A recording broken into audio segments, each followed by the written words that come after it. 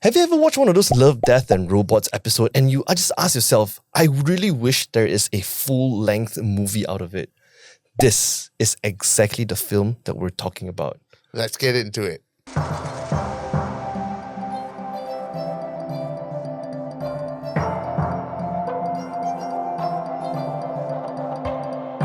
Hello there, Clapperheads, and welcome to a brand new episode of ClapperTalks. Literally brand new. Like, we've got new banner, we've got new mugs, we've got new pillow. Like, we've gone all out.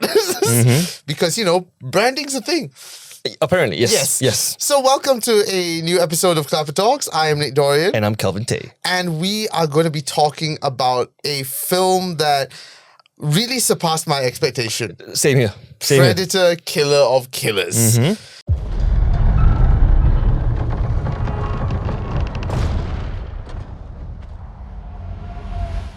Now, I feel that Killer of Killers is I thought Prey was a fantastic Predator installment. This blew it out of the water. Prey for me was a very amazing reset to the entire franchise that they kind of like string dry already. Yes. And when I was watching Prey, I believe it was early this year or last year, last year. Prey was, I think, 2-3 years ago.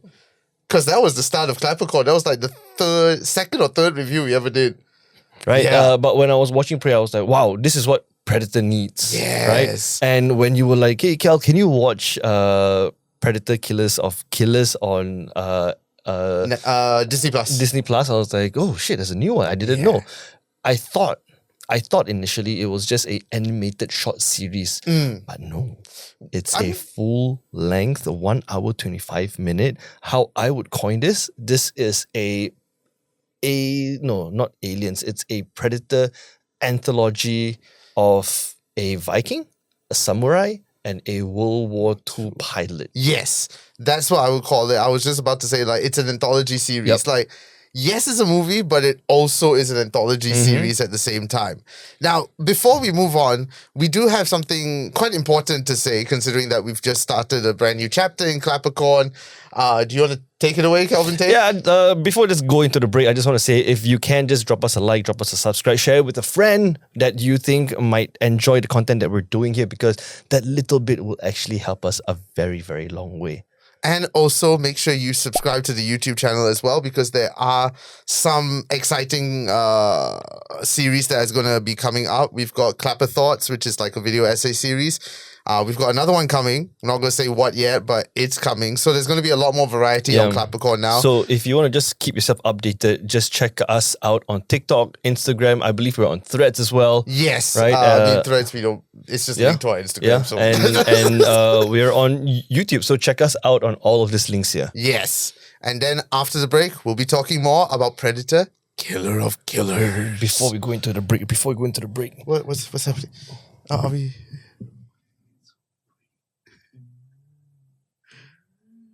If you're listening to this on Spotify, this is why you need to subscribe to the YouTube channel. We'll be back after the break. Okay, break.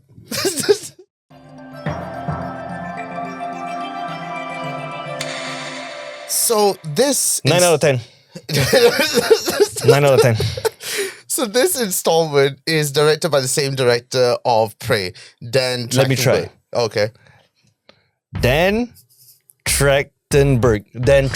Good job. You did it this time. Yep. That's the clip I'll use. You know, in the compilation of you not being able to pronounce names, that's the last clip I'll put.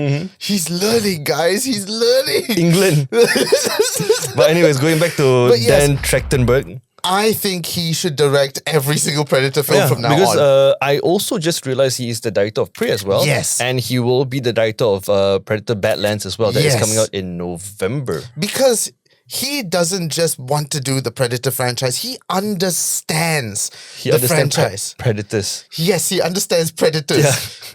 Because he's watched How to Catch a Predator and whatnot. Anyway, no, but he understands the lore of it.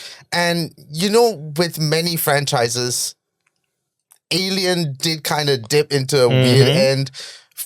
Predator 3 also kind of dipped into some weird endings. I mean, everything past, Aliens versus Predators, everything past that was a bit of a oddball because it just feels like they're just, like I say earlier in the episode, they're just stringing the franchise dry and and it's like, oh, big bad alien, come to Earth, fight people, shoot, take spine out, die, okay, go away. Yeah, and then you're just sitting there like, okay, this is just some action movie like The Expendables where I just expect action, pew, pew, pew, pew, pew, and then end. Yeah, that's essentially what the Adrian Brody Predator reboot was. And then we had Predators, where it's like Predator versus Predator. Yep. And all of that, what they tend to do is find what made one specific thing work and just blow that up. It's like, oh, the action worked. Let's just do that.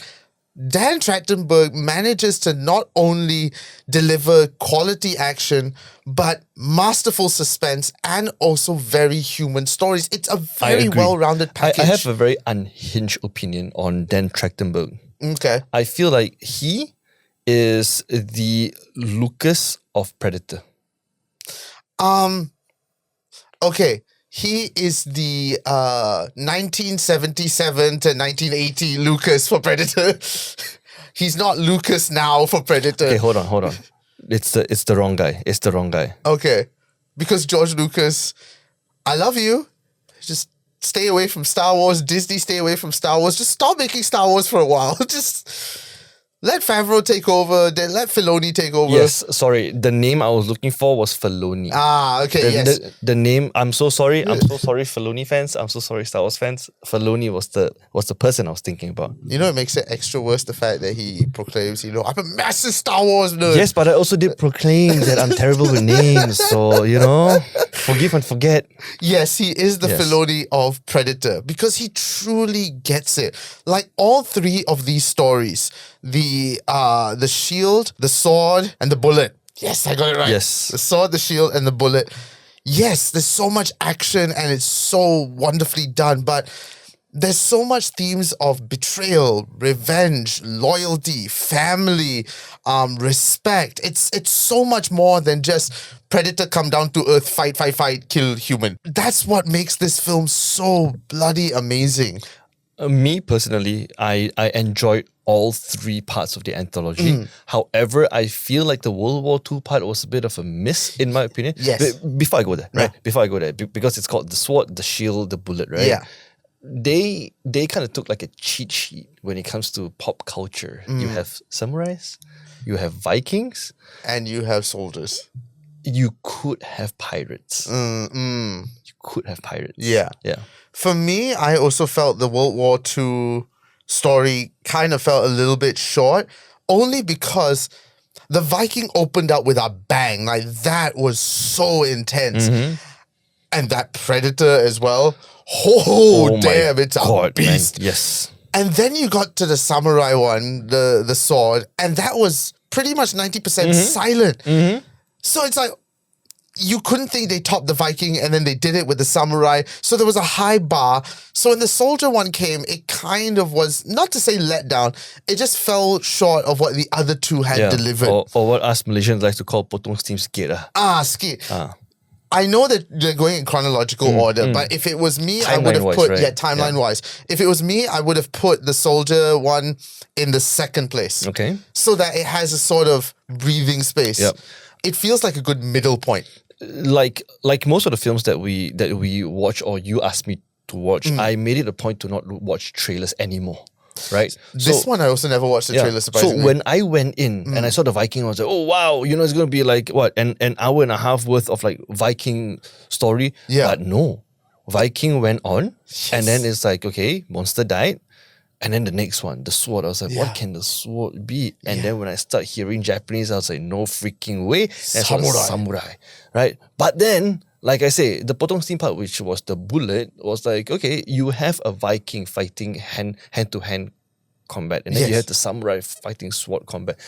And then when you see the World War II team, I was like, what is this going to do? What is this going to be, right? Yeah. But it's like a whole dogfight thing, which is very, very, very nice. Yes. What I also enjoy in this film is like, coming from someone who did not watch the trailer and know nothing about it, I like the introduction of each character. Because after the Viking part ended, you go to the ship.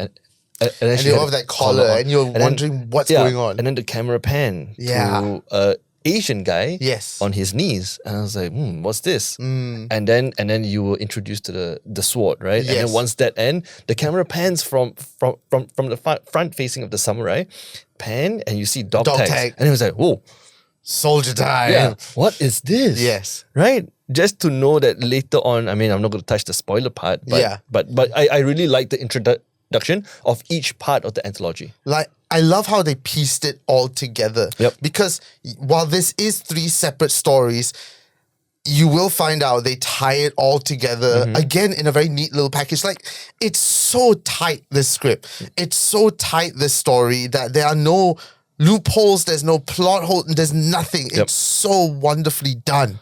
Now, before we go into the spoiler part of it after the break, there are 2 things that I do have to mention. Okay. Which is its namesake. The 3 predators of each timeline. Not timeline, of each Class? year, Okay. decade. Year? I know there's a word for it. Forgive us, England, not powderful. But we start off with the Viking one.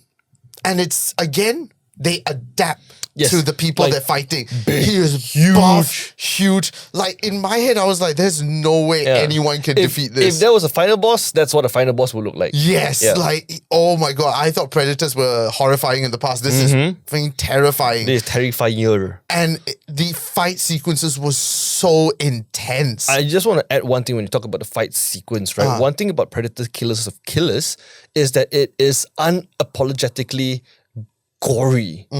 The fights, they don't shy away from blood, they don't shy away from gore, and like the sound design for this animation, I wouldn't even want to call it an animation, for this movie, Yeah. is just squishy. Yeah. It's like you can feel every punch, you can feel every cut, you can feel It's everything. so real. Yes. That's the thing. Yes. And so then we move on to the Japanese predator, which is very nimble, very agile, like a samurai. Very small, very Yes. very ninja-esque, very shinobi-esque. Yeah, and when they were running on the rooftops and when you don't see the predator, it's like, damn, son.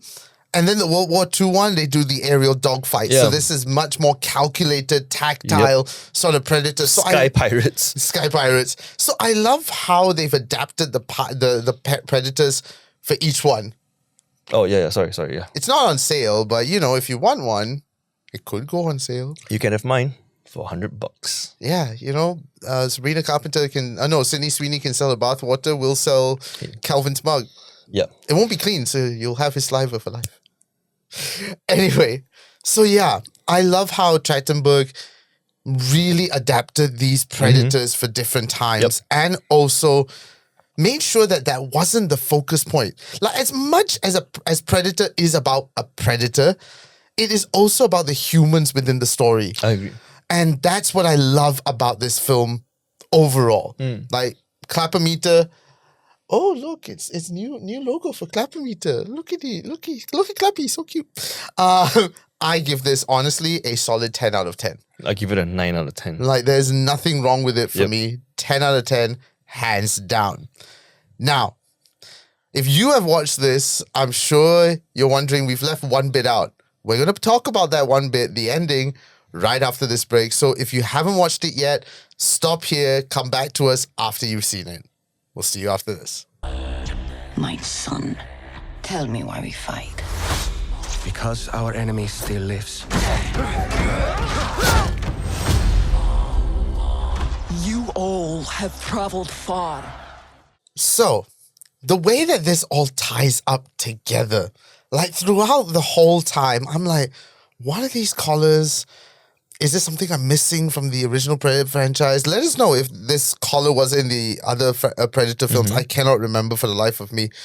And then you find out, oh, they've all been captured from the respective times and they're on the ship to battle it to the death. It's like a Colosseum kind of like fight to the death. Yes. It's like the best of the best, which is why this film is called Killer of Killers. Yes. And again, it's not just a fight to the death. It's a showcase of humanity again, that in the face of danger, we must band together and fight against that common enemy, then fight against each other. This is what I love about Trachtenberg. Like, there's so much human stories in this Predator franchise, which is what. Yes, the original first film did have a bit of human story. The second one did with Danny Glover. But this really brings it back. This feels old school again. This feels like Prey again. Yeah, one thing I really enjoy about the storyline, especially when it comes to Killer of Killers, is that they are extracting different warriors from different timelines. Yes. Right? And since we're already in the spoiler filled part, at the end you also see the girl from Prey. Yeah, the girl from Prey. What happens is they all get adopted and then they were in a cryo freezer. Yes. Right? That's why the timeline kind of clash altogether. Yeah. But one thing I enjoy most is like, even though they're all from different timelines, speaking different languages, they're all still human, and they know that they're not strong enough to go on a hit-on 1v1. Yeah. Right? They use their wits. They use what is available to them. They use each other to actually kill things that are, 2, 3, 4, 5 times bigger than they are. Yeah. And it's crazy. It is. And the fact that, the girl from Prey is back opens it up to, a sequel. Give us a series of this. I don't know. I want more. I want Dan Trachtenberg to direct every single Predator in the project from now on. If I hear anyone else directing it, I'm not watching it.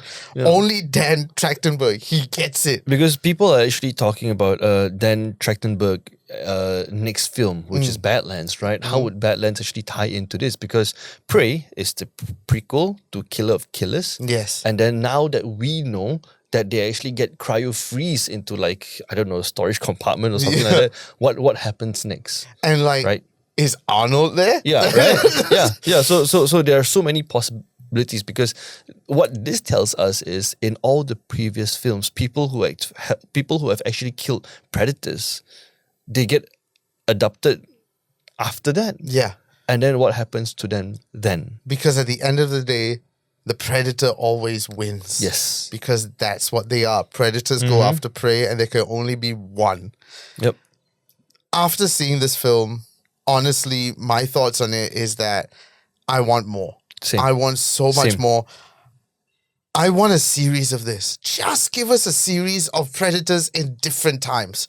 There's so much you could play with. You could do medieval times. You could do the Pirates. I don't know. I don't know why I keep going back to pirates, but I would love to see that. You can do pirates. You can even do future times. You can do current times. There's so much you can do now, because Trachtenberg has opened it up to this limitless possibilities. As long as there has been historical events or historical times, a predator can show up. Yes. And will show up.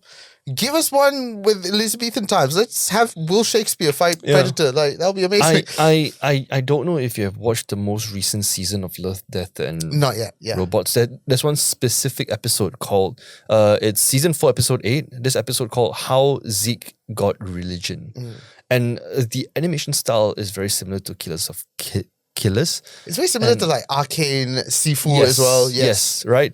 What this movie gave me is that it opens up possibilities to, there's so many franchises that we know of that would do so much better if there is an animation tie-in, because you don't need to use CGI, you don't need to use real actors, right?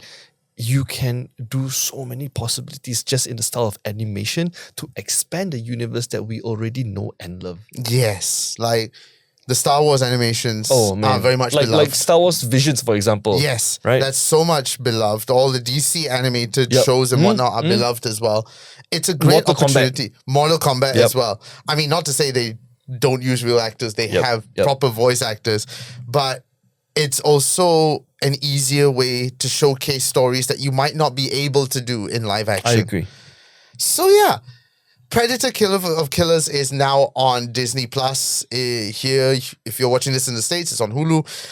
Please go and watch it. Even if you're not a Predator fan or whatnot, this still deserves a watch just for the script writing and story alone. I agree. That Japanese, the samurai one in Pure Silence, is absolutely fantastic. I personally feel like this movie kind of technically came out of nowhere, but I'm so glad I watched it. This is definitely something that 2, 4, 5 years down the line I'll be telling people like, bro, have you watched that Killer of Killers? Yeah. And then they're probably gonna be like, no. It's like, you have to check it out. Yes. Right. Yeah. So go and do that. And while you're at it, go and check out ClapperCorn on Instagram, TikTok, and of course, YouTube. At ClapperCorn. And ClapperCons. Just on a side note, we also co-host another podcast called the Epic Arcade Podcast. It's about pop culture, it's about video games, it's about games that we look forward to all the time. That is at Epic Arcade My. And Renegade? Oh, yeah. And if you want to learn more about the Malaysian podcasting landscape, you can check us out on Instagram and TikTok at RRP Malaysia. We may have new banners and all that, but some things just don't change. Yeah. So, as always, I am Nick Dorian.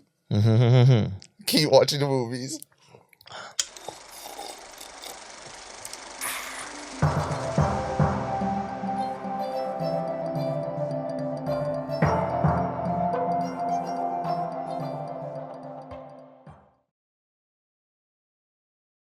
Okay, this should be better. Clap again. 3, 2, 1. Alright, video game best friends. Sony just dropped their State of Play 2025 and it was a wild ride. In just 50 minutes, we got bombshell announcement, long-awaited sequels, and a whole bunch of reasons to finally cave and get a PlayStation 5. Maybe. If you haven't already. From the space adventure Pragmata to the latest entry in the Silent Hill franchise, we've picked out all the juicy bits so you don't have to sit through the whole thing. So strap in and let's break down everything we're hyped for Sony's State of Play 2025. And as usual, I'm your video game best friend Kelvin Tay. I am Nick Dorian, and Kelvin totally didn't read that off a teleprompter.